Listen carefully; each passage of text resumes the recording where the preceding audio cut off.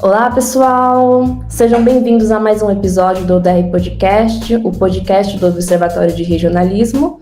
Eu sou Luana Guimarães, estive presente na 4ª temporada e é uma alegria retornar e dividir essa conversa com vocês. Aqui no ODR, a gente se dedica a acompanhar e discutir os caminhos da integração regional. E no episódio de hoje, vamos olhar com atenção para um país que ocupa um lugar estratégico nesse cenário, o Paraguai. Um país que, apesar de ter um território e uma população menores em comparação aos seus vizinhos, vai exercer influências decisivas na região e também nos ajuda a revelar como estados com diferentes capacidades navegam nessas assimetrias e constroem seus espaços de ação dentro da integração sul-americana. E para essa conversa, eu recebo o professor e pesquisador Guilherme Augusto Guimarães Ferreira, professor do Departamento de Relações Internacionais da Escola Paulista de Política, Economia e Negócios e da Universidade Federal de São Paulo, a Unifesp, e ele também é coordenador do Observatório de Regionalismo e trabalha com temas ligados à integração, instituições e política externa nas Américas, e é alguém que acompanha de perto esses debates e que traz uma leitura muito precisa sobre o Paraguai e sobre a região como um todo. Muito obrigada, Guilherme. Oi, Luana, boa tarde, muito obrigado pelo convite, é um prazer estar aqui conversando contigo e com os ouvintes aí do nosso ODR Podcast. Então vamos lá, para a gente começar, queria contextualizar aqui, né, quem é o Paraguai na política internacional hoje e por que é tão importante olhar para o país? Bom, Luana, o Paraguai é um país que é até curioso, né? Porque está muito próximo de nós aqui no Brasil, mas ao mesmo tempo é um país que nós conhecemos muito pouco, né? Mas é um país que vive sobre limitações estratégicas importantes, né? Então é um país mediterrâneo que não tem acesso ao mar. Do ponto de vista geográfico, está muito condicionado pelas relações com o Brasil e com a Argentina. Mas sobretudo, né, um país que tem ganhado protagonismo na política internacional contemporânea em torno e eu gostaria de chamar a atenção disso, né, da questão energética. O Paraguai é um dos poucos países do mundo que a gente chama de superavitário do ponto de vista de energia.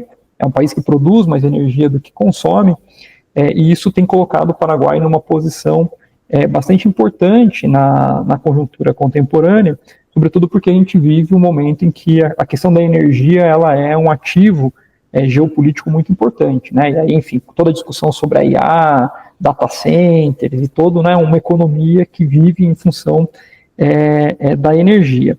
E para além disso, também é um país que na região sul-americana, né, ocupa uma posição interessante.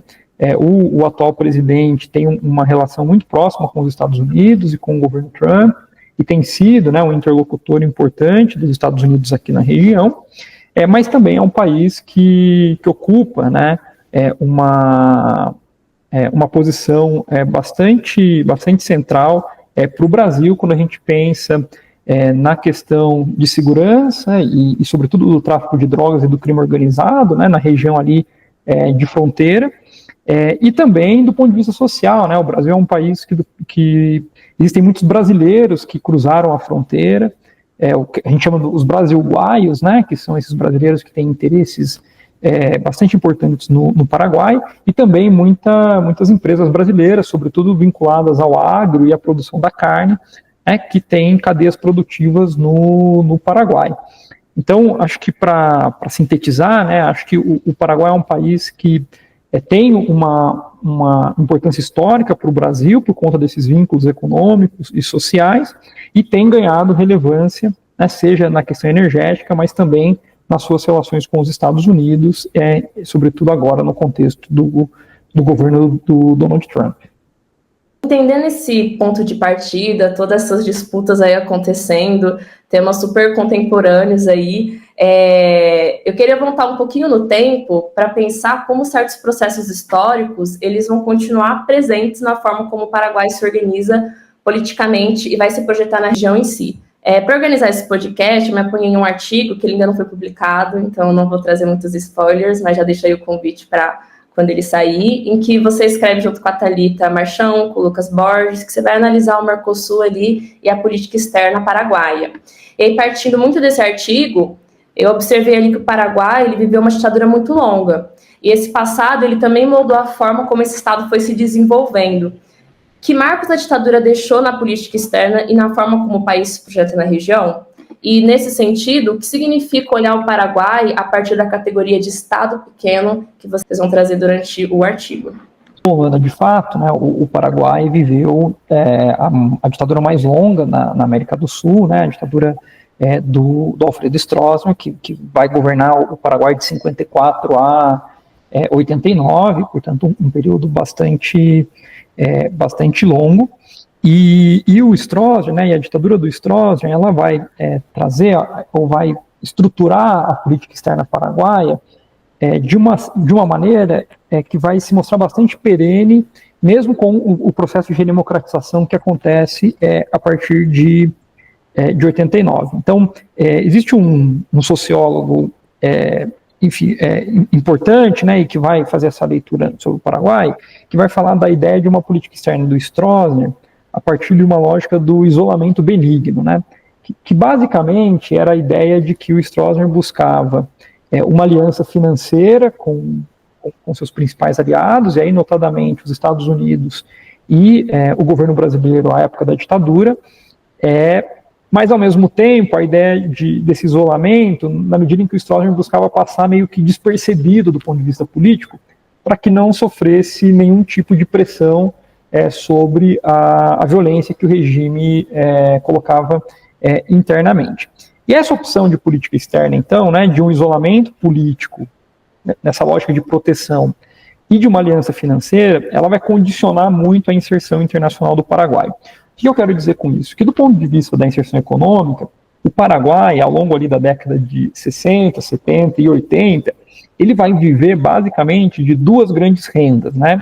Uma com relação aos Estados Unidos, que é a ajuda externa que o governo americano vai prestar como contrapartida à ditadura e ao combate e ao suposto combate ao comunismo na região, né? E a aliança que a gestão Stroessner vai ter com parceiros importantes dos Estados Unidos no mundo, alianças que permanecem até hoje. Eu acho que o caso mais expressivo é Taiwan, né? Taiwan foi um ponto importante na luta na Guerra Fria, no contexto lá da China revolucionária, e que permanece até hoje, né? O Paraguai é um dos únicos países que ainda reconhece a independência de Taiwan. Então, esse é um braço. E um outro braço é Itaipu. Né? A construção da usina de Itaipu, junto com o Brasil, significou um fluxo financeiro muito importante durante a construção propriamente da usina, né? Ou seja, dinheiro brasileiro que entrou no Paraguai nas obras de construção da usina. O que acabou limitando muito a forma com que o Paraguai se inseria economicamente. Então, basicamente, essa opção do Stroessner, né, desse isolamento político e dessa aliança financeira com os Estados Unidos e o Brasil, acabou tendo como consequência um aumento muito importante da dependência econômica do Paraguai com o Brasil. E essa é uma característica importante que se mantém até hoje, né? A economia paraguaia é muito dependente da economia brasileira. Itaipu tem um peso importante nesse processo, e sobretudo a venda de energia, né, ao Brasil, mas não só, né? Você tem outros mecanismos que demonstram essa dependência do ponto de vista econômico.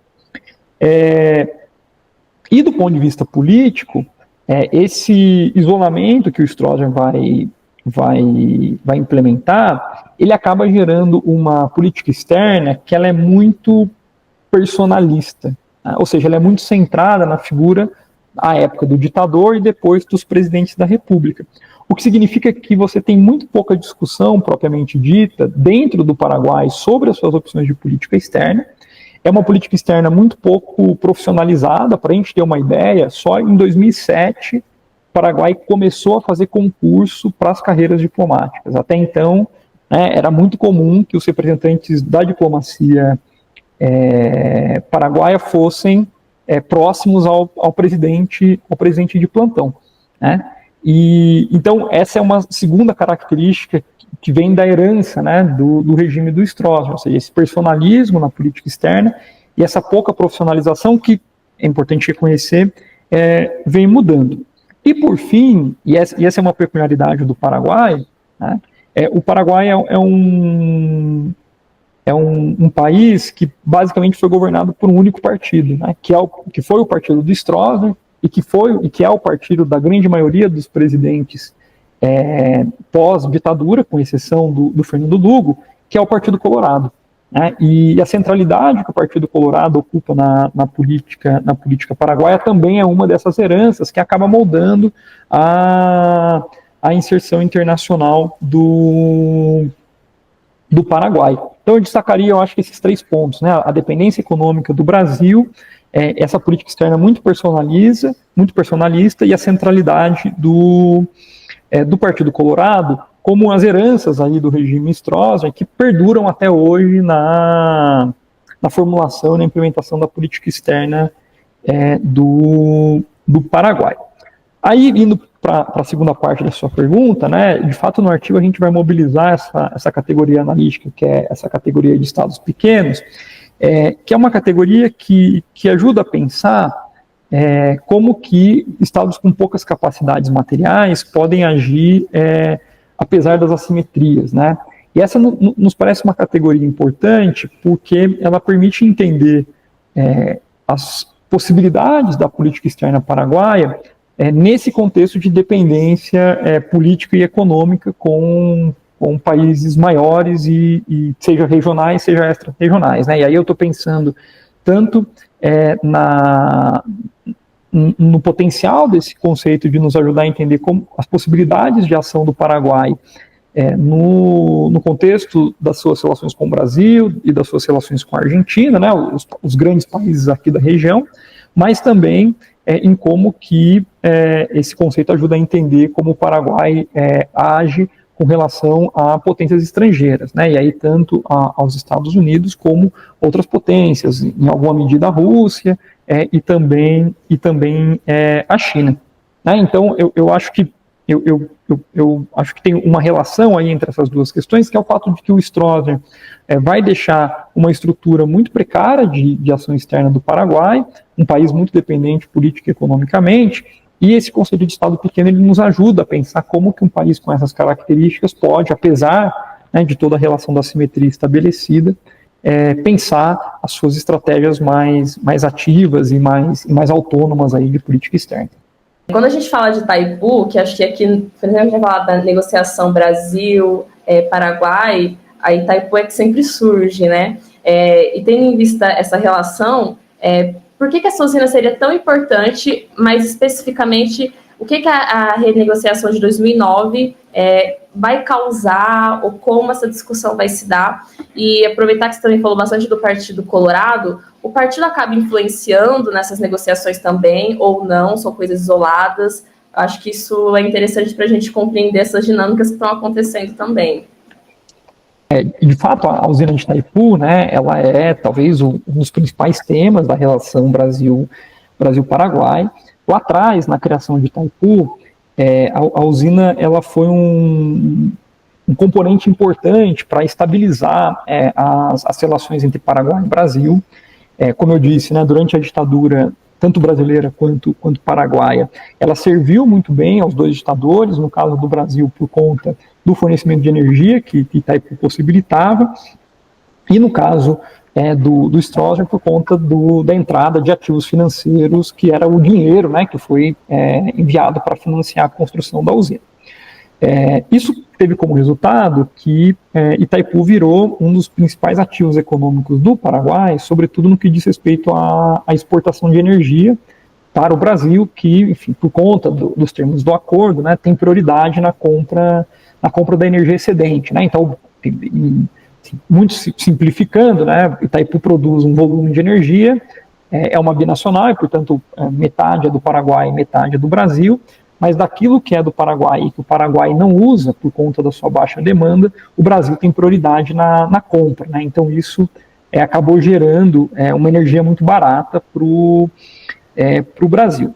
Agora, o grande tema das renegociações, e aí tanto a renegociação de 2009 quanto a renegociação atual, né, que tá em andamento, diz respeito a basicamente duas coisas, né? Uma, se o Paraguai poderia vender essa energia para outro país, se não o Brasil, e qual é o preço que o Brasil paga nessa energia, né? E por quê? Porque os acordos de Itaipu colocam, né, que o Brasil paga um preço inferior ao preço de mercado.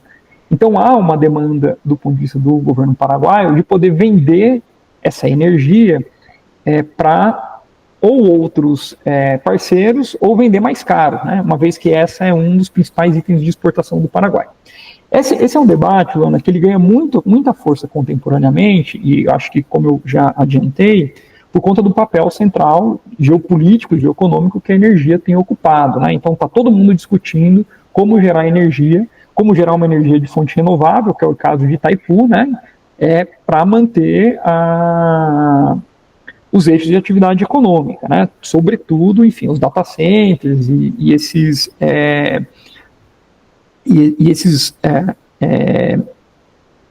essas indústrias que usam, né, que são muito intensas em energia. Então, enfim, um pouco para contextualizar, né, a importância de Itaipu. Bom, o que as negociações elas nos mostram? Seja a negociação de 2009, seja a negociação atual em corrente. Ela aponta para uma característica muito interessante dos estados pequenos, que é o fato de que, de uma maneira geral, os estados pequenos eles têm uma economia muito especializada, né? Ou seja, são economias que produzem e que são dependentes de ativos um volume muito pequeno de ativos. E isso é muito legal, porque quando a gente olha para o caso do Paraguai, você tem basicamente ali, né, uma economia estrangeira, onde o mercado de energia, o mercado de carne são os principais produtos de exportação. E é muito curioso ver como o Paraguai consegue transformar isso, que em tese é uma fragilidade, né, ou seja, a baixa diversificação econômica seria uma fragilidade, mas como o Paraguai consegue transformar isso num ativo de política externa. No contexto atual, o Paraguai tem se aproximado bastante do governo americano, que tem tentado influenciar as negociações com o Brasil, visando o interesse de colocar data centers americanos no Paraguai. E o Paraguai tem usado, né, dessa demanda por essa energia como um ativo para tentar barganhar melhores condições de venda dessa energia, seja para o Brasil, seja para outros parceiros que estejam dispostos a pagar mais caro por essa energia. Então, eu só para sintetizar, né, eu acho que é muito interessante mostrar como lá em 2009, como hoje, o Paraguai tem mostrado uma capacidade bastante interessante de usar isso, que em tese, né, a baixa diversificação econômica, que em tese seria uma fragilidade, como um ativo de política externa, dado o interesse que existe, né, e cada vez mais crescente que existe sobre a compra de energia. Falando agora em política externa, né, ampliando um pouco, saindo necessariamente do Brasil e indo também para os outros países ali que cercam o Paraguai, ele entrou no Mercosul logo no início da redemocratização, em 89. Como essa entrada ela vai moldar o lugar do país no bloco? Bom, Luana, eu acho que esse é um ponto interessante, né? Tem um autor paraguaio que chama José Luis Simón, que ele vai caracterizar ali a política externa do Paraguai logo depois de 89, né, com o fim da ditadura, como a ideia de uma política exterior de arraste, né? Um pouco a ideia de que o Paraguai foi meio arrastado para a integração regional. Isso tem muito a ver com uma entrada meio conturbada e meio a reboque que o Paraguai vai fazer no âmbito do Mercosul, sobretudo por conta de uma demanda uruguaia, né? O Mercosul começa numa aproximação entre o Brasil e a Argentina, o governo uruguai se aproxima e o Uruguai vai trazer o Paraguai e aquele momento, né, o governo do então presidente Andrés Rodrigues para as negociações, muito como uma estratégia de balancear o poder, né, ou tentar reduzir a centralidade que o Brasil e a Argentina tinham no bloco. O fato é que o Paraguai, embora entre no Tratado de Assunção, na prática ele não vai negociar os termos da sua entrada. Ou seja, é o Uruguai que negocia em nome do Paraguai e basicamente o Paraguai vai entrar por uma mais uma vez, né, aquela característica personalista, por uma decisão do presidente, né? O presidente Andrés Rodrigues vai decidir participar do Mercosul. Curiosamente, a assinatura do tratado acontece em Assunção, né, na capital do Paraguai, mas o Paraguai teve muito pouco papel nessa discussão. Bom, e por quê, né? Eu acho que essa é uma pergunta importante. Primeiro, claro, o Paraguai vinha de um processo político muito difícil. A transição do governo Stroessner ela vai acontecer dentro do Partido Colorado, então são alas do partido que vão estar, né, que acabam fazendo esse papel de oposição, embora o Andrés Rodrigues fosse um militar também, né, foi um general paraguaio que vai fazer a transição. Mas, do ponto de vista econômico, né, enquanto, sobretudo o Brasil e a Argentina, viam no Mercosul um mecanismo importante de abrir os mercados regionais e de fazer essa aproximação comercial, o Paraguai já era muito integrado comercialmente com esses países, sobretudo por uma dinâmica que a gente chama de dinâmica de reexportação. Então, enfim, não sei se você se lembra, mas o pessoal que é mais velho deve se lembrar que o produto do Paraguai no Brasil era sinônimo do produto chinês, né? Porque existia uma dinâmica de que o produto vinha da Ásia para o Paraguai, e depois do Paraguai ele era reexportado para o Brasil e para a Argentina. Produtos eletrônicos, cigarro, enfim, né, esse tipo de demanda. O que significava que, do ponto de vista do comércio entre o Paraguai e os países que vão formar o Mercosul, basicamente isso já estava colocado, né, já era basicamente livre comércio, não existiam grandes barreiras aduaneiras. Na verdade, quem acabou abrindo o comércio foi Brasil e Argentina para o Paraguai. Então, tudo isso para dizer assim, não existia muito interesse em negociar os termos da abertura comercial, porque a economia paraguaia já era basicamente aberta para esses países. O que havia de interesse, e é um pouco isso que a literatura aponta que vai embasar a decisão do Andrés Rodrigues, era de reduzir o isolamento, ou de superar o isolamento que o Paraguai vivia no contexto da transição democrática. O Paraguai, o fim da ditadura Stroessner vai acontecer no contexto de muita pressão externa e regional, porque os outros países já vão ter feito suas transições democráticas, né? O Brasil é um deles, a gente começa a transição lá em 85, e também a política externa dos Estados Unidos muda na gestão do presidente Carter, que vai levar a questão dos direitos humanos e vai pressionar o Paraguai. Então, uma das missões do Rodrigues era tirar essa pecha de um país isolado. E o Mercosul funcionava muito nesse sentido, né? O que é interessante pensar é que hoje, quando a gente vê o governo do Paraguai dando muito enfoque nas negociações extra-regionais do bloco, né, então os acordos com Singapura, com os países da Ásia, com a União Europeia, com o EFTA, etc., isso tem muito a ver com essa entrada do Paraguai, ou seja, o Paraguai entrou no Mercosul muito visando não abrir comércio regional, porque o comércio regional já estava aberto, mas visando o Mercosul como plataforma de se inserir no mundo, né?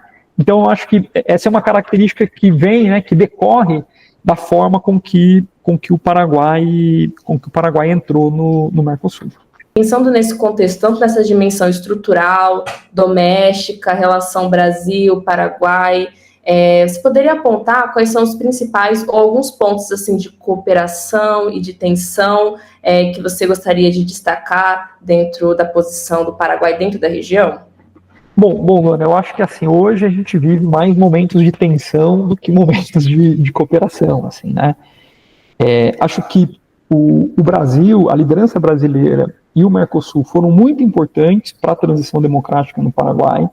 O Paraguai é um país que tem uma história política muito conturbada, viveu sucessivas tentativas de golpes de Estado, tanto levadas a cabo pelos militares e depois por próprias forças do Partido Colorado, e o Brasil e o Mercosul foram importantes nesse processo, né? Você tem toda uma agenda política e uma agenda de proteção da democracia que vai ser desenvolvida no âmbito do Mercosul, que foi feita quase que exclusivamente para lidar com o caso paraguaio, né? O Paraguai, que ao longo dessa história, ao menos ali dos anos 90 em diante, sofreu diversas tentativas de golpe, e gerou, né, muita muito conflito e muita instabilidade política. Então, acho que aí é um ponto de cooperação importante, né? O Brasil olha para esses mecanismos como um ativo da política externa brasileira de gerar estabilidade regional, e mesmo as elites paraguaias também, né, olham para esse processo e reconhecem a importância desse processo regional, no sentido de pressionar a manutenção de alguma normalidade democrática no Paraguai, ainda que seja uma normalidade democrática ainda muito, muito sensível e muito instável.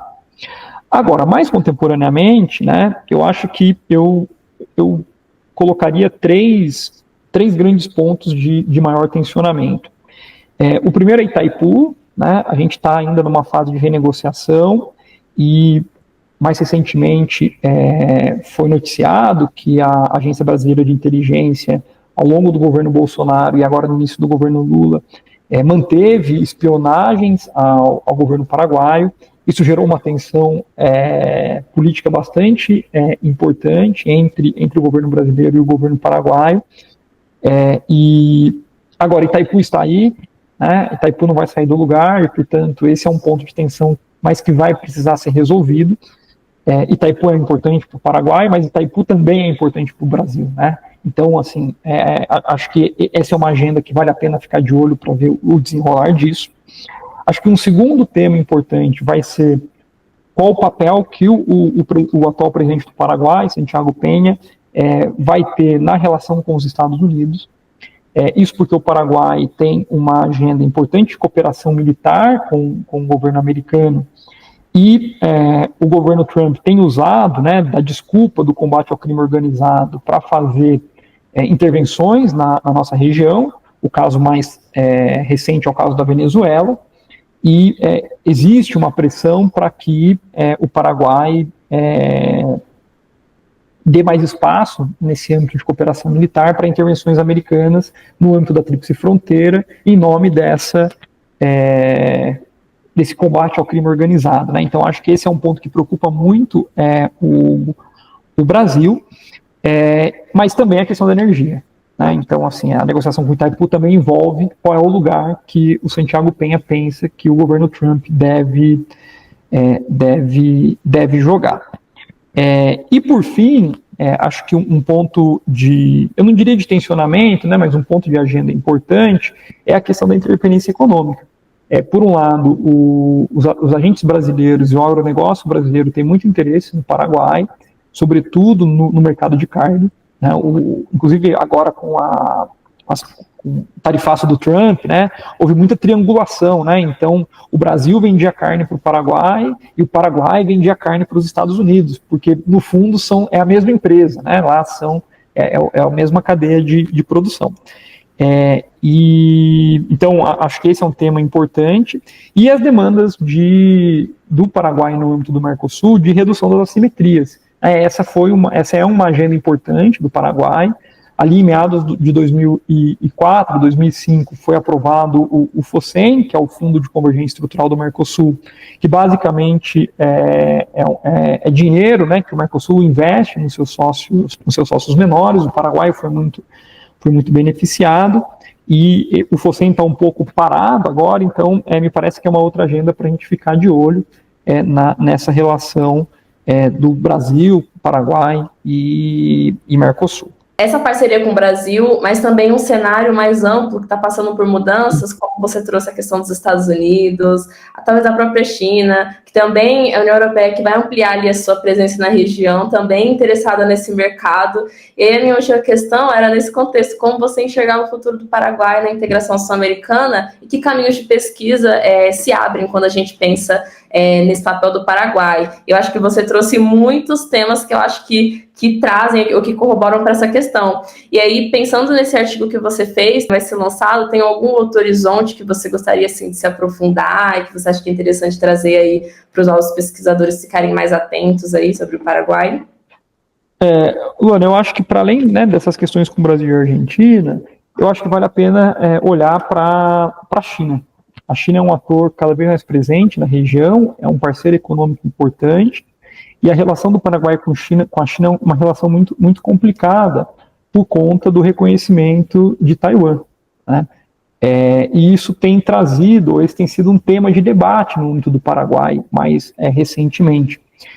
Isso porque, por um lado, o reconhecimento de Taiwan tem gerado, né, ou tem como resultado uma proximidade com os Estados Unidos, como todo mundo sabe, né, Taiwan é uma agenda importante para os Estados Unidos, então o fato, né, do Paraguai reconhecer Taiwan acaba aproximando esses dois países, mas também porque o reconhecimento de Taiwan traz alguns benefícios econômicos, né? Então o Paraguai recebe investimentos de Taiwan e tem uma relação financeira mais privilegiada por conta desse reconhecimento. Agora, com a crescente participação da China no comércio mundial e na América do Sul de uma maneira geral, isso tem levantado um debate, né? Porque reconhecer o Taiwan significa ter um pouco de dificuldade de acessar os mercados chineses, né? E isso num contexto de organização do comércio, de uma política comercial do governo Trump que é bastante incerta, de desmonte do multilateralismo comercial, coloca uma questão para os paraguaios, né? Ou seja, como que o Paraguai vai pensar as relações com a China nos próximos anos. Então, acho que esse é um outro tema que vale a pena, né? Quem quiser acompanhar, vale a pena olhar para ver como que o governo paraguaio está lidando.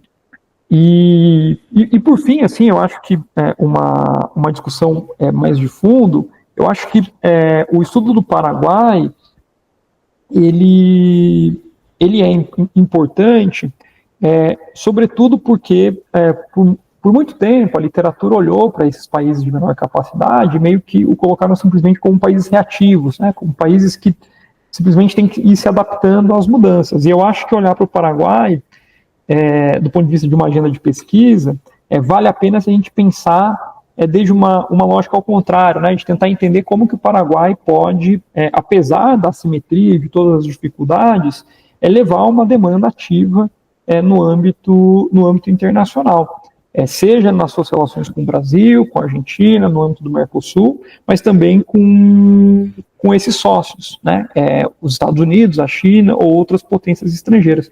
Então, acho que essa é uma agenda importante também, né, de tentar olhar um pouco essas tentativas mais autonomistas que a política externa paraguaia, por vezes, tenta implementar. Guilherme, muito obrigada pela conversa, pelas contribuições. Foi ótimo poder ouvir essa leitura sobre o Paraguai e a dinâmica regional. Agradeço também aos nossos ouvintes que nos acompanharam nesse episódio e durante o ano, e deixar um convite para seguirem o ODR Podcast no YouTube, no Spotify, para acompanhar nossos próximos episódios, e até a próxima.